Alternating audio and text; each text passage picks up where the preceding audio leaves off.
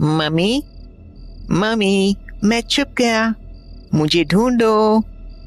उस रोज बंटी अपनी मम्मी के साथ छुपन छुपाई खेल रहा था, पर उसे इस बात का जरा भी अंदाजा नहीं था कि उसकी मम्मी को बाहर जॉन मैथ्यू के गुंडों ने पकड़ रखा था।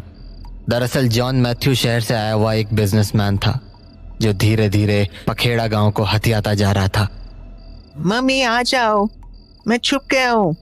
मैंने तुझसे घर खाली करने को कहा था ना, पर तूने मेरी बात नहीं मानी। अब देख, तेरे इस घर को खाक में मिला दूंगा मैं। ए, लगा दो इस घर को आग। नहीं नहीं नहीं, ये मत करो बंटी। मम्मी, मुझे ढूंढ के बताओ। बंटी देखो, ऐसा मत करो, हम ये गांव छोड़ देंगे। मेरे बंटी को बाहर निकल जाने दो। ये बातें पहले सोचनी थी। अब ना तो घर रहेगा और ना ही बच्चा। बंटी, बंटी बेटा। ये मम्मी अभी तक क्यों नहीं आई? बाहर निकल कर देखूं क्या? अरे, ये घर में आग कैसे लग गई? मम्मी, मम्मी, आप कहाँ हो? Mummy, mummy, mummy.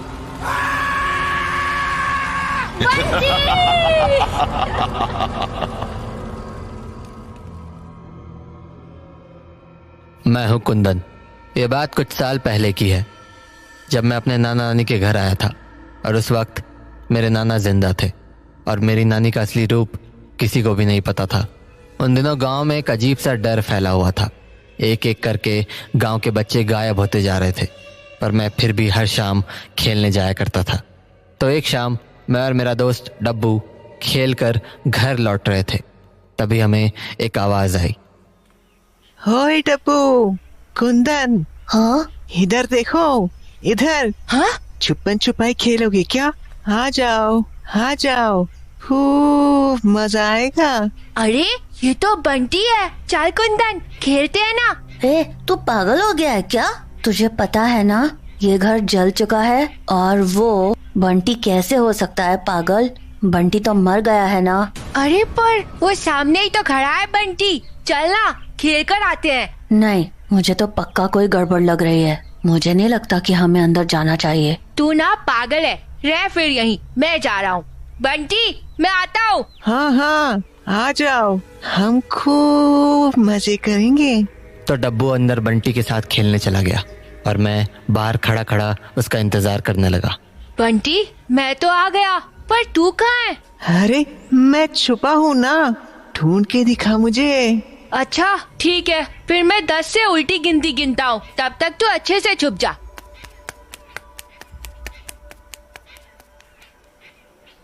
10, 9, 8, 7, 6, 5, 4, 3, 2, 1। छुपा या नहीं? मैं आ रहा हूँ। धप्पा।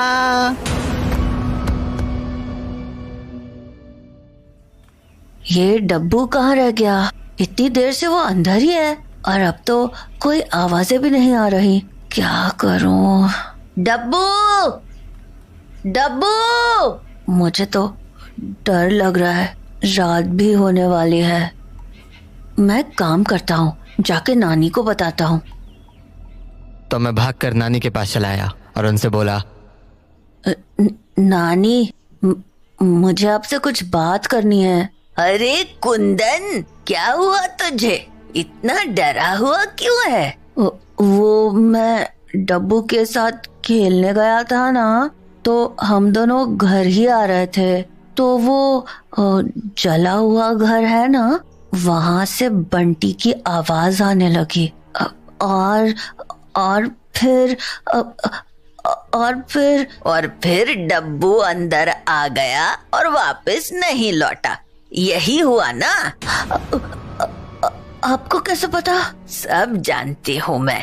दरअसल तुम लोगों ने जिसे देखा वो बंटी था ही नहीं, वो बंटी की आत्मा थी।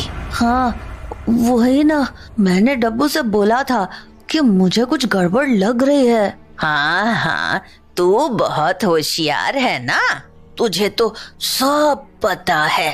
पर नानी, अब हम क्या करेंगे? डब्बू को कैसे बचाएंगे? अरे रुक जा, इतनी जल्दी किस बात की है? बताती हूँ ना, आराम से। पर डब्बू। अरे तू डब्बू की चिंता छोड़, वो अब उस घर से इतनी आसानी से बाहर नहीं निकलेगा। उसे वापस लाने की एक विधि है, उस विधि का इस्तेमाल करके ही तू डब्बू को वापस ला सकता है। विधि? क्या विधि? देख, बंटी एक आत्मा है और किसी इंसान या बच्चे की आत्मा तभी भटकती है जब तक उसका ठीक से दाह संस्कार नहीं किया जाता या फिर उसकी अस्थियों को विसर्जित नहीं किया जाता। बंटी भी वैसी ही एक आत्मा है और शायद ताकतवर भी। इसलिए उसे शांत करने के लिए हमें उसकी अस्थियों को विसर्जित करना ही पड़ेगा। पर नानी, उसकी अस्थियां कहाँ मिलेंगी? बंटी तो जलकर मरा था ना। अरे तो उसका कुछ हिस्सा तो रह गया होगा ना, जैसे दांत या फिर छोटी मोटी हड्डियां। हमें उन्हें ही विसर्जित करना होगा। पर ये सब मिलेगा कहाँ? उसी घर में जहाँ वो जलकर मरा था। पर नानी, उसकी अस्थियां विसर्जित करने हमें कहाँ जाना होगा? फिलहाल तो हम उसकी अस्थियों को इकट्ठा करके गंगा जल में डाल सकते हैं। बाद में हम उन अस्थियों को कहीं बहा देंगे। तो उससे डब्बू वापस आ जाएगा? हाँ बिल्कुल, और उसके साथ साथ बाकी बच्चे भी। तो चलो ना नानी, उन सभी को बचा लेते हैं। मैं कहीं नहीं जाऊंगी, जाना तो तुझे ही पड़ेगा वहाँ। क्या? मैं? पर नानी, मैं कैसे? शोर मत कर और ध्यान से सुन कि तुझे वहाँ जाकर करना क्या है। ये काम आसान नहीं होगा, इसलिए तुझे वहाँ जाकर उसे पहले गुमराह करना होगा। गुमराह? हाँ, और उसकी अस्थियों को चुनकर इस लाल कपड़े में डाल देना और फिर उसे गंगा जल में डाल देना। पर नानी, मैं गंगा जल कहाँ से लाऊंगा? उसकी चिंता तू मत कर, वो सब मैं तुझे दे दूंगी। पर नानी, ये तो बहुत डरावना लग रहा है। इसमें तो मैं फंस जाऊंगा, और अगर उसने मुझे अस्थियों को उठाते हुए देख लिया तो? हाँ तो देख लिया तो क्या हुआ? अरे पर उसने मुझे बाकी बच्चों की तरह उस घर में बंद कर लिया तो? अरे तू चिंता क्यों करता है? तुझे कुछ हुआ तो मैं आकर तुझे बचा लूंगी ना। और वैसे भी सारे काम मैं ही करूंगी, तो तू बड़ा कैसे होगा?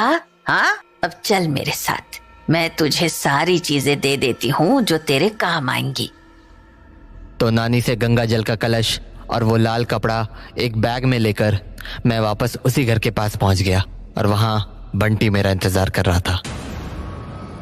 ओए कुंदन, तू आ गया? चल ना, छुपन छुपाई खेलते हैं। अभी? हाँ, अभी। और अभी तो इतनी रात हो गई है।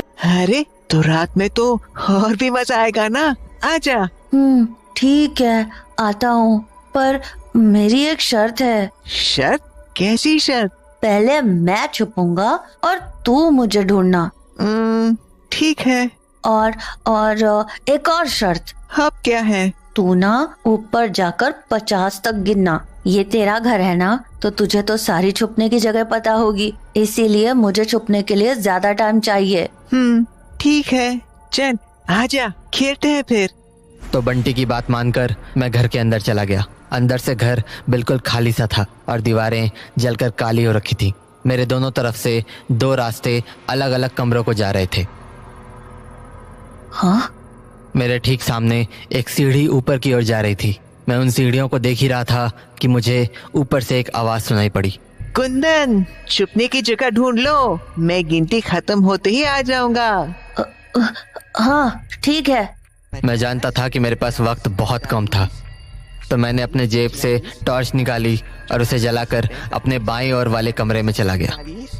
कमरा पूरी तरह से खाली था और दीवारें बुरी तरह से जली हुई थी। फर्श पर तो मुझे कुछ भी नहीं दिखा, तो मैंने अलमारी खोल के देखने की सोची। पर अलमारी के अंदर भी जले हुए कपड़े और लकड़ियों के अलावा कुछ भी नहीं रखा था। मेरी धड़कनें अब तेज होने लगी थी, तो मैं भागकर दूसरे कमरे की ओर गया। उस कमरे की हालत और भी बुरी थी। कमरे की सारी चीजें जली हुई थी और वहाँ एक पलंग भी रखा था। मैंने अपने आसपास देखा, पर मुझे कोई भी ऐसी जगह नहीं मिली जहाँ बंटी की अस्थियां मिल सके। तभी मैंने सोचा क्यों ना पलंग के नीचे भी देख लूं। पलंग के नीचे देखने पर मुझे वहाँ कुछ हड्डियां दिखी और 1-2 दांत के टुकड़े। मुझे समझ आ गया कि नानी इन्हीं अस्थियों की बात कर रही थी। तो मैंने अपने बैग से लाल कपड़ा निकाला और उन सभी हड्डियों को उस कपड़े में डालकर उसे बांध दिया। मैं उसे कलश में डालने ही वाला था कि कुंदन।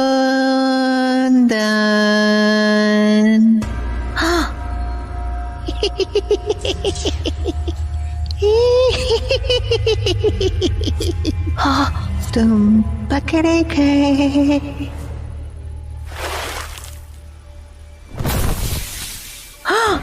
मुझे अपनी आंखों पर विश्वास नहीं हो रहा था। उन अस्थियों को गंगा जल में डालते ही बंटी मेरे सामने से अचानक गायब हो गया। मैं समझ गया कि नानी की विधि काम कर गई। इसीलिए मैं डब्बू को ढूंढने भागकर ऊपर वाले कमरे में चला गया। ऊपर पहुंचकर मैंने देखा कि डब्बू के साथ बाकी बच्चे सब जमीन पर बेहोश पड़े थे। जब मैंने डब्बू को जगाया तो उसने बोला, कुंदन, तू यहाँ? कुंदन, वो बंटी। घबरा मत, अब बंटी हमें कुछ नहीं करेगा। चल निकलते हैं यहाँ से। तो उसके बाद हमने बाकी बच्चों को जगाया और उस घर से आजाद होकर बाहर निकल गए।